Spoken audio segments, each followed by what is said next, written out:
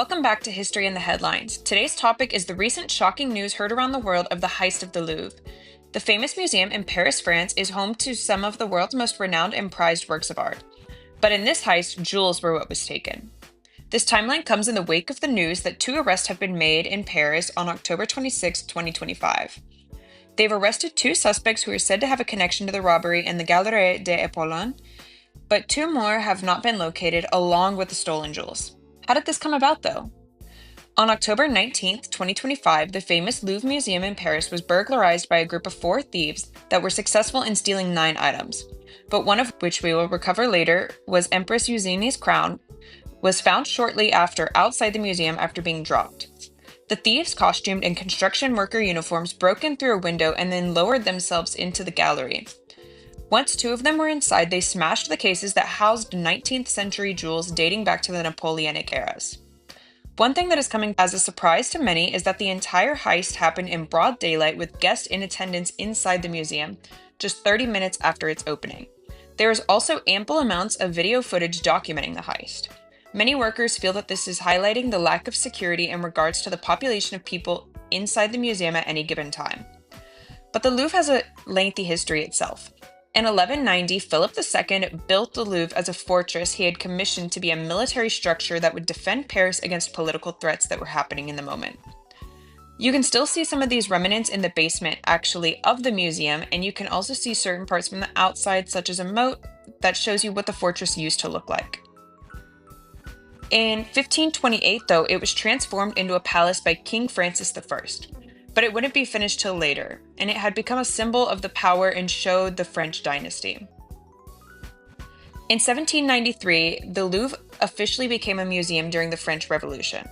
They began to display works of art, which was not just paintings. It also extended to sculptures and antiques. As we now see, one of the most prominent ways that they received their works of art were through acquisitions, such as purchases and donations as well. But the specific gallery that was attacked during the heist is the Galerie des Apollons, which was built by Louis XIV after a fire burned down much of what was previously known as the Petite Gallery.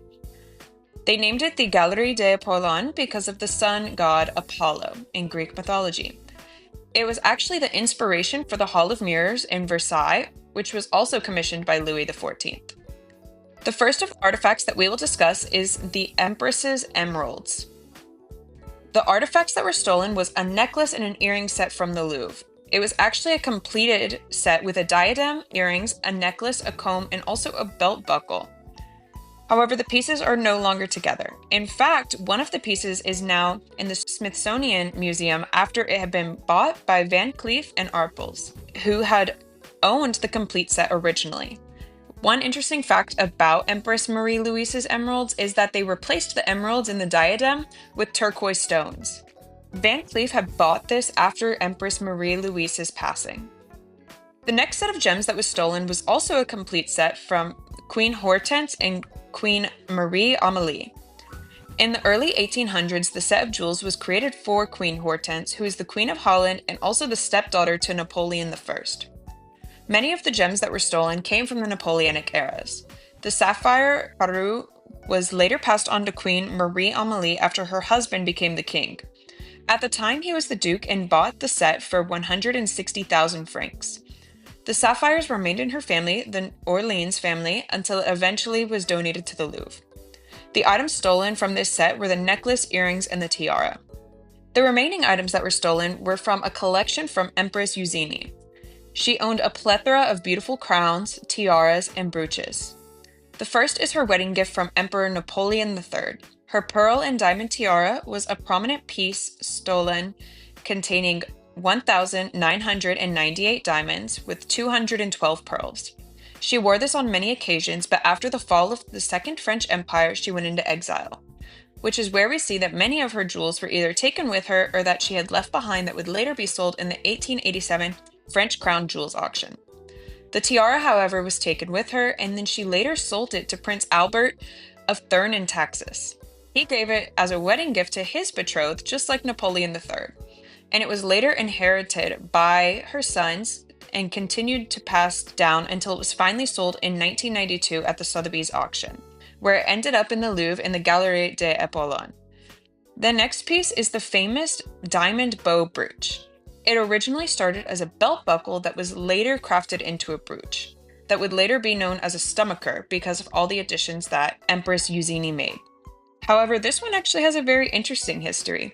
It was sold at the French Crown Jewels auction in 1887 and was bought by a jeweler who intended to sell it to Miss Caroline Astor, a prominent New York socialite who you may recognize the name from the show The Gilded Age on HBO. The brooch stayed in her family for over 100 years before it was acquired by Christie's, one of the world's most famous jewelry companies. It was later sold to the Louvre in a private deal in 2008. The next piece is also a brooch. It is the reliquary brooch. This brooch has a rather short history. It was crafted in 1855 along with many of Empress Eugenie's other pieces. She was a devout Roman Catholic, and the brooch was meant to symbolize a container that would hold a sacred relic. One example would be a piece of clothing that was considered a sacred relic. Historians do not believe that there was enough space for her to actually hold a sacred relic for her religion. However, it did have an engraving on the back that said reliquaire, which you can find an image of in this timeline. The last piece that was stolen, but actually recovered, was Empress Eugenie's crown. It was dropped outside of the museum during the heist. Her crown was also created in 1855, and although neither her nor the emperor had a formal coronation, they still both wore their crowns sometimes.